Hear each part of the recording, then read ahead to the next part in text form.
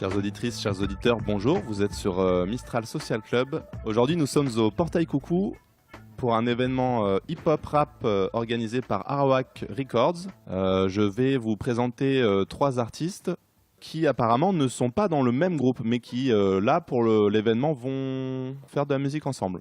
On est une équipe, on marche ensemble, on fait des sons, on fait de la musique ensemble, on apprend ensemble. On n'est pas un groupe vraiment en fait. On veut pas créer cette image de groupe en fait. On veut montrer qu'on est une équipe et qu'on peut faire des sons individuellement comme ensemble quoi. Moi je m'appelle Yanis, mon nom de scène c'est Zeyo et j'ai 22 ans. On fait de la musique en fait depuis qu'on est jeune. On a connu ça un peu quand on était petit, non? Je dirais vers 12 ans, un truc comme ça. Et arrivé à 17 ans, 18 ans, on envisageait de s'y mettre sérieusement en fait. D'ailleurs, on a un projet aussi sur Instagram, si ça intéresse des auditeurs. On a un projet sur For Life Punch, c'est Instagram. C'est une page où on publie plusieurs freestyles à thématique. Donc ça vaut la peine d'aller jeter un coup d'œil. Moi, c'est Abdesamad, mon nom de scène, c'est Khamsa.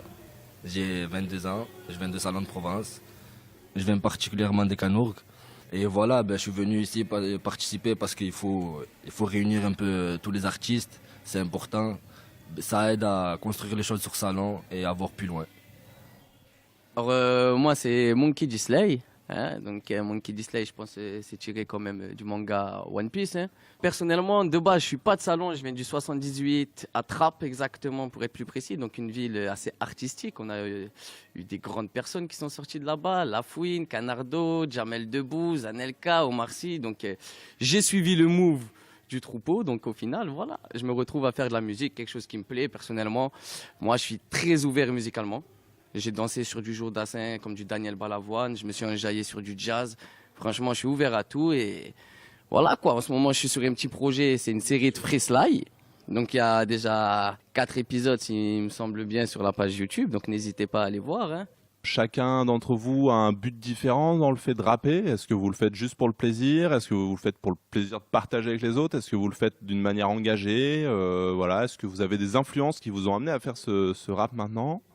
Moi, j'ai commencé à faire du rap en fait beaucoup pour dénoncer en fait le racisme, la discrimination, en fait beaucoup de choses en fait qui se passent en France, mais qu'on a pris ça pour pour une logique, pour limite quelque chose de banal. Après voilà, maintenant je rappe parce qu'il faut de l'argent. Personnellement, c'est un peu comme tout le monde. Non, il faut le dire, c'est un peu comme tout le monde, il faut de l'argent. Et il n'y a pas assez d'argent. Regardez, il y a les gilets jaunes, il y a des débats, on peut faire beaucoup de débats sur ça. Bon, je ne vais pas débattre aujourd'hui sur ça. Moi, mon objectif dans le rap, c'est d'être rappeur, beatmaker et compositeur et avoir des revenus YouTube ou d'autres plateformes. Moi, à la base, si je fais de la musique, j'ai commencé parce que j'aimais bien j'aimais bien beaucoup la musique américaine, en fait. Surtout, j'écoutais beaucoup de Chris Brown, Jason Derulo, du Trey Songz et des trucs, beaucoup R&B. J'aimais beaucoup le R&B et tout. Donc, du coup, après, j'ai fait du rap et tout. Comme on sort au quartier, il y a une équipe de collègues, elle est là, elle fait un petit freestyle et tout. On se joint à eux, hop, tu découvres la musique et tu fais. Après, mon but, là, il est un peu différent maintenant, avec un peu plus de maturité, entre guillemets, on va dire. Mon but, c'est vraiment d'arriver à un niveau précis. Mon but, c'est d'être fort, en fait, mais pas fort que savoir rapper ou savoir vraiment un mélange de tout, de chants, être totalement varié, même sur la gestuelle et tout, pour réussir à atteindre ce que j'imagine. Et d'écrire ce que j'imagine, c'est très difficile, donc voilà. Alors moi, de base, je faisais du rap vraiment parce que j'aimais ça.